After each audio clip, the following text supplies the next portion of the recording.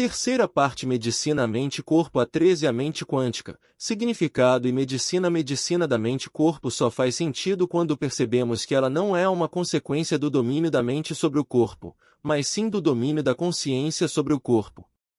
Tanto o corpo como a mente são possibilidades quânticas da consciência.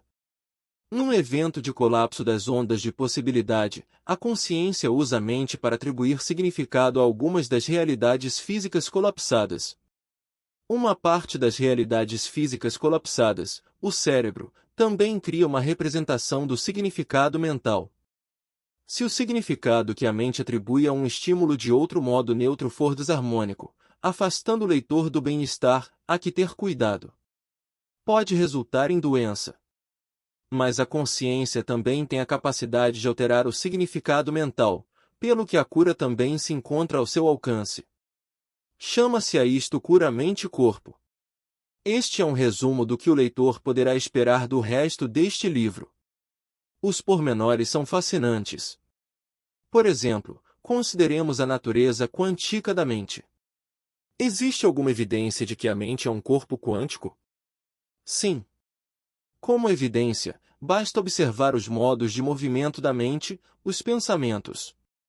O físico David Bohm, que escreveu um dos primeiros livros sobre mecânica quântica na era após Segunda Guerra Mundial, precisava de um exemplo simples do princípio da incerteza quântica. Recordemos que o princípio da incerteza pode ser apresentado do seguinte modo: para um objeto material quântico, podemos medir simultaneamente com a maior precisão a posição ou o impulso, mas não ambos. O exemplo que Bohm apresentou também pode ser usado como um princípio de incerteza para o movimento do pensamento. Para o pensamento, podemos determinar o conteúdo, característica, ou a direção do pensamento, associação. Centrarmos-nos num afeta irrevogavelmente a medição do outro. O leitor experimente e verá. Caso se centre na característica, por exemplo, quando recita a mesma coisa na sua mente como um mantra, o leitor perde a direção que o seu pensamento seguia. Se fizer uma associação livre, não será capaz de se lembrar do conteúdo do seu pensamento mais tarde. Claramente, os psiquiatras deviam estar a par do princípio da incerteza no que respeita aos pensamentos. Deste modo, para os pensamentos, a característica e a associação são variáveis complementares que satisfazem um princípio de incerteza. Isto sugere uma dinâmica quântica para a origem do pensamento. Por que é que o mundo físico é experienciado como externo e o mental como interno? Não existe diferença mais dramática do que esta entre a mente e o físico. Agora, podemos entender esta diferença com base na natureza quântica da mente.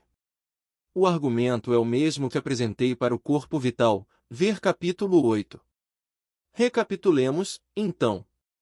O ponto crucial aqui consiste em reconhecer, como Descartes fez, que o corpo físico é res extensa, corpo com extensão e, portanto, um corpo sujeito à divisão. Por outras palavras, o mundo físico distingue-se pela divisão em micro e macro, sendo este último constituído por conglomerados de micro. No mundo físico, não temos acesso consciente direto ao micro. Vemos o micro apenas com a ajuda amplificadora do macro, dos aparelhos auxiliares de medição. Mas existe uma recompensa: assim que a medição é feita e uma determinada leitura do ponteiro do aparelho de medição é escolhida entre uma miríade de possibilidades macro, o ponteiro não foge, saltando para bordo do comboio da incerteza quântica. As suas ondas de possibilidade são muito lentas, quase ao ponto da certeza, uma certeza que pode ser partilhada por muitos observadores. Como resultado, os objetos físicos são experienciados como partes de uma realidade partilhada, uma realidade externa na consciência. Mas a mente, res cogitas, não tem extensão, é uma coisa. É como o meio infinito do físico no qual podem existir ondas, e os pensamentos são essas ondas. No entanto, não existe distinção micro-macro no mundo mental.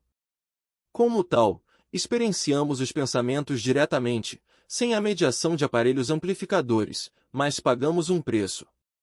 Um preço é que o facto de um objeto de pensamento ser experienciado por uma pessoa afeta esse mesmo objeto de pensamento em virtude do princípio da incerteza, pelo que é impossível, normalmente, outra pessoa experienciar o mesmo objeto de pensamento de forma idêntica. Os pensamentos são privados, como tal, experienciados na consciência como internos. O outro preço da falta de distinção micro-macro no domínio do pensamento é o facto de ser praticamente impossível desenvolver um aparelho de medição quântica de hierarquia interligada. Como tal, a mente pode existir independente do cérebro, mas os seus movimentos podem ser registrados e experienciados na consciência apenas quando correlacionados com um cérebro físico. Evidências adicionais da natureza quântica do pensamento são exibidas na telepatia mental, na qual dois pensamentos, quase idênticos, são simultaneamente colapsados em dois sujeitos correlacionados localmente separados, sem qualquer ligação local entre eles.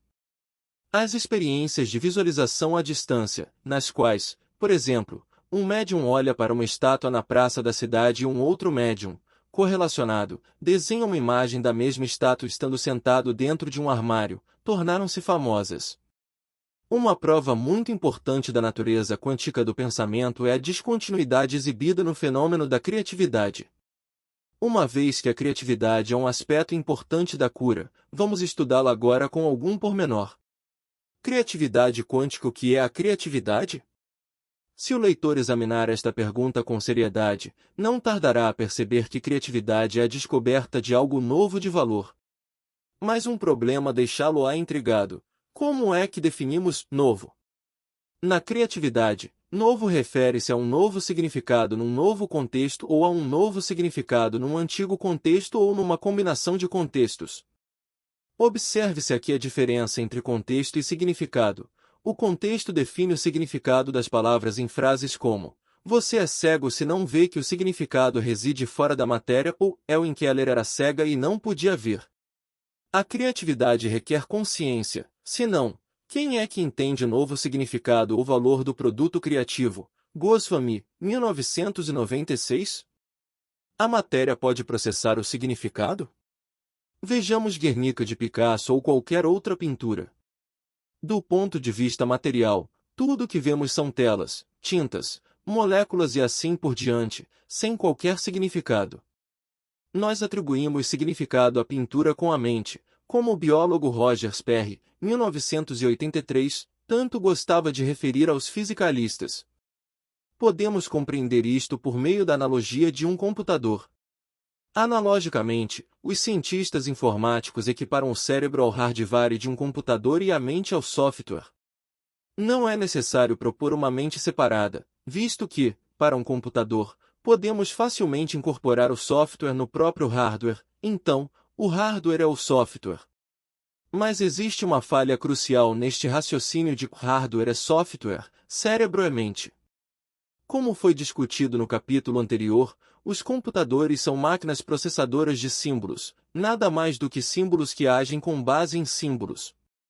O conteúdo semântico dos símbolos, o significado das operações do software, encontra-se na mente do programador. O leitor poderá pensar: por que é que não reservamos alguns símbolos para nos dizerem qual o significado dos símbolos? Só que, então, precisará de mais símbolos para lhe dizer qual o significado dos símbolos de significado e assim sucessivamente, ad infinito. O leitor está a ver aqui uma consequência do teorema descoberto pelo grande matemático Kurt Gödel. Todos os sistemas matemáticos suficientemente elaborados são incompletos se afirmam ser logicamente consistentes. Banerjee, 1994. Assim, além da matéria, o processamento do significado requer a mente, isto porque a matéria apenas representa o significado mental. As mãos de uma escultora processam o gesso, mas aquilo que orienta a sua ação é uma imagem mental do que ela pretende esculpir. Então, quando é que a nossa tentativa de esculpir, pintar, criar uma partitura musical, é um ato de exploração no domínio da ciência criativa? Normalmente, os pensamentos obedecem a um padrão condicionado, um padrão que se desenvolve algoritmicamente, passo a passo e de forma contínua, com base nos contextos que conhecemos, dando-nos a semelhança de pensamento e a computação. Mas este pensamento passo a passo não nos conduz a um ato criativo, à descoberta de um novo significado num novo contexto. Pediram a Arquimedes que verificasse se uma coroa de ouro era feita de ouro verdadeiro. Ele podia medir a massa, se pudesse calcular o volume, a divisão da massa pelo volume dar-lhe-ia uma quantidade chamada densidade, para a qual o ouro tem um valor único. Arquimedes sabia tudo isto. O problema criativo de Arquimedes era que ninguém naquela altura sabia calcular com precisão o volume de um sólido irregular sem o mutilar. Reza a história que um dia, enquanto se banhava, Arquimedes entrou na banheira cheia e esta transbordou.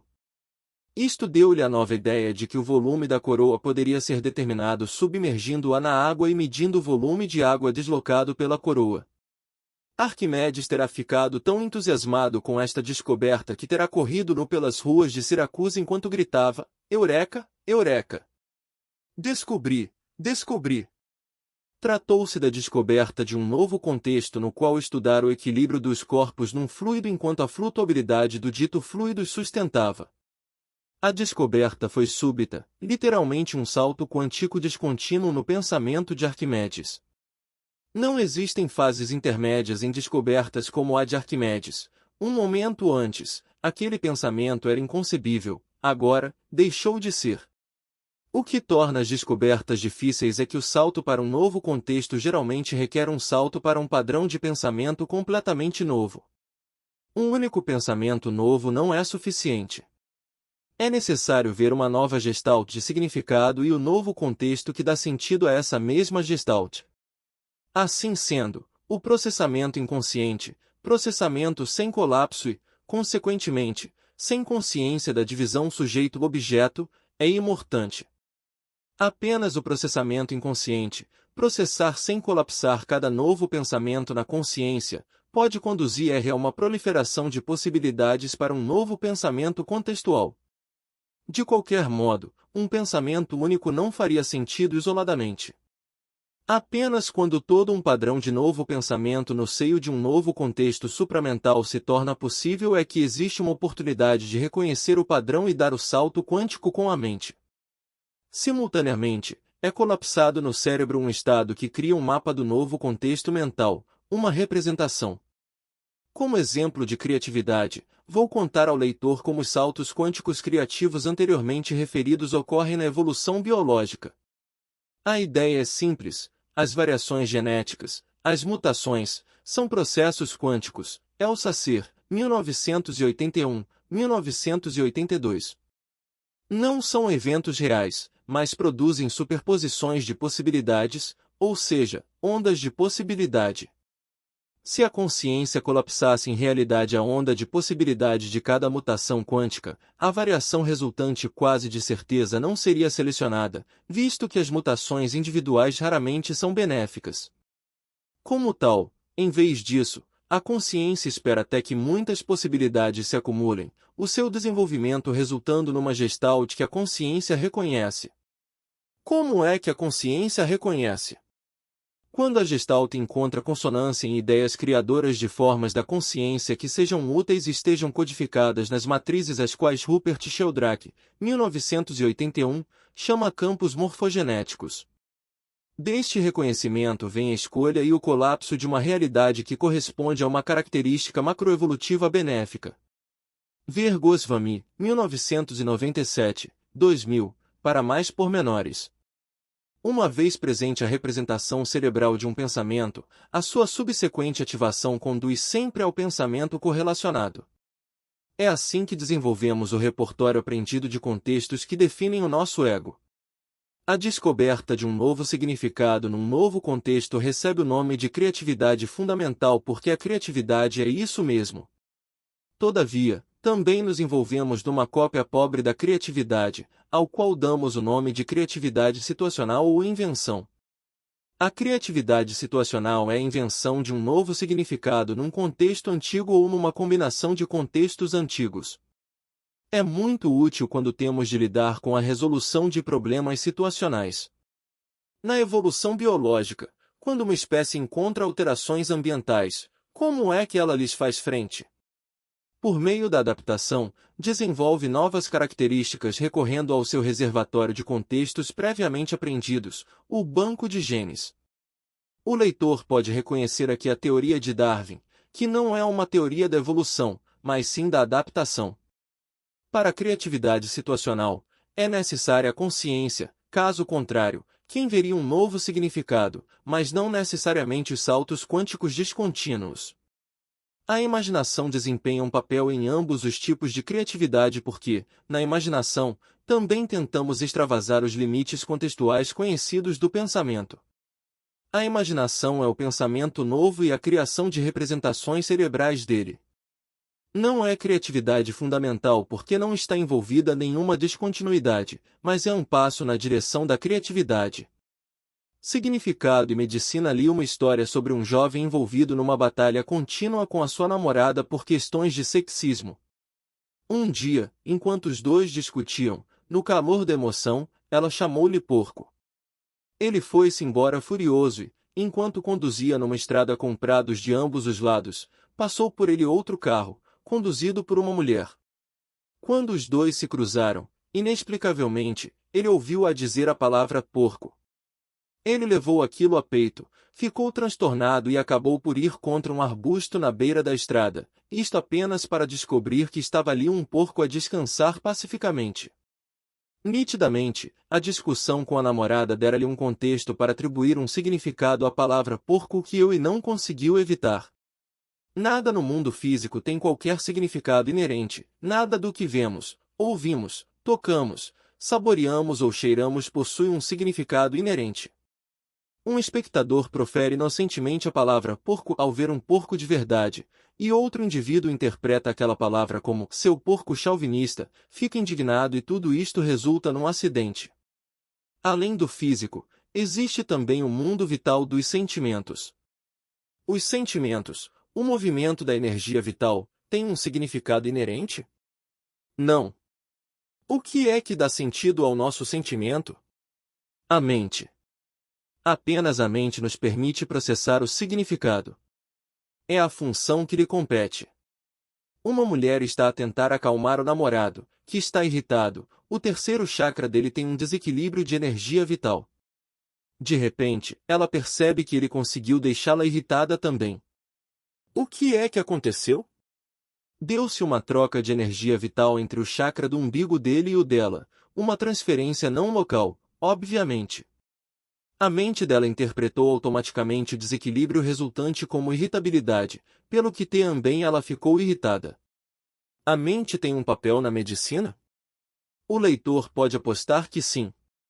A forma como interagimos e interpretamos os mundos físico e vital que nos rodeiam depende do significado mental que atribuímos aos estímulos com os quais interagimos. E o significado pode muitas vezes ter consequências desastrosas na nossa saúde. Um exemplo, eu cresci nessa região do mundo infestada de cobras que é atualmente conhecida como Bangladesh. Certa vez no escuro, ao entrar numa sala, entrevi uma cobra em posição de ataque. A adrenalina deve ter invadido meu corpo, pelo que dei um salto e desatei a correr. Uma posterior investigação revelou que o mais provável era não haver cobra nenhuma, eu devia ter visto uma corda, concluiu o grupo de busca. Mas não consegui dormir durante dias e passei anos com medo de cobras, ambas as consequências estavam relacionadas com a minha saúde mental, física até. Outro exemplo, existe uma história famosa na Bíblia. Quando Pedro e os seus companheiros apóstolos começaram a pregar o Evangelho e fundaram a igreja cristã, muitos proprietários começaram a vender as suas casas e a doar o dinheiro à boa causa.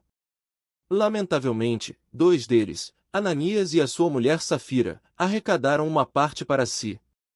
Quando Pedro descobriu, admoestou Ananias nestes termos: como pudeste conceber semelhante plano no teu coração? Não foi aos homens que tu mentiste, mas a Deus. Disse que quando ouviu estas palavras, Ananias morreu. A mulher conheceu igual destino quando Pedro a confrontou. Mais um exemplo. Segue-se um caso clínico, publicado numa revista médica. John submeteu-se a uma mastectomia para remover abscessos mal cheirosos da mama direita que o impediam de fazer qualquer trabalho há já algum tempo. Embora a operação tivesse sido bem-sucedida e John não tivesse nenhum problema cardíaco conhecido, ele sofreu um ataque cardíaco depois da operação. Sobreviveu e voltou para casa. Mas, segundo a mulher, ficou tão perturbado que não conseguiu regressar ao trabalho. A situação agravou-se quando uns quantos brincalhões do Halloween lhe danificaram a caixa de correio e um caramanchão que ele próprio tinha construído. Mais uma vez, segundo a mulher, quando descobriu os danos, John ficou deprimido. Olhou impotente para o seu querido caramanchão, disse que não se sentia bem e deu meia volta para regressar a casa. Mal tinha percorrido 20 metros quando caiu redondo. Passados 5 minutos, estava morto. A causa da morte foi fibrilação ventricular, mas o que a desencadeou, de acordo com os investigadores que estudaram o caso de John, foi a sensação de impotência e de desespero que se vinha desenvolvendo há algum tempo. É aquela sensação que surge quando não conseguimos encontrar nenhum sentido para nossa vida. Não significar nada é morrer é o subtítulo do capítulo em que o médico Larry Dossey, 1991, conta esta história. Carl Jung disse que a falta de sentido é equivalente à doença. O significado que atribuímos, até mesmo aquele que não atribuímos, aos eventos da nossa vida afeta a nossa saúde. Outra forma pela qual o significado é importante para a saúde e a doença é o modo como encaramos a nossa doença. Varia bastante de pessoa para pessoa, não é? Quando eu era novo e estava sob a constante pressão de fazer carreira na física, sempre que apanhava uma constipação ou uma gripe ficava um pouco deprimido por ter de faltar ao trabalho. Tenho a certeza de que este sentimento interferia efetivamente na minha recuperação da constipação. Eu tinha um amigo que não se preocupava com as constipações e as gripes e aproveitava as férias que as ditas lhe proporcionavam. Dossey, 1991, refere-se à sua experiência no Vietnã da mesma forma. Para alguns, uma doença era um incômodo e algo considerado deprimente, mas, para muitos dos seus camaradas que queriam escapar ao Vietnã, uma doença grave era bem-vinda, visto que lhes dava a oportunidade de voltar para casa. Analogamente, o investigador da dor Henri Becher descobriu que, durante a Segunda Guerra Mundial, era frequente soldados gravemente feridos precisarem de pouca assistência, como a morfina, para enfrentar a dor. O motivo é o mesmo do Vietnã. Os soldados ficavam tão aliviados por não terem de enfrentar os horrores da guerra, para eles, os ferimentos significavam livrarem-se da guerra. Como é que a mente e o significado realmente afetam o nosso corpo físico? A investigação revela que o fazem através do sistema nervoso autônomo, a parte involuntária do nosso sistema nervoso. Como é que a mente e o significado afetam os nossos sentimentos, um processo ao qual chamo mentalização? Fazem-no através do sistema nervoso autônomo e das ligações psiconeuroimunitárias recentemente descobertas. Isto será discutido no capítulo seguinte.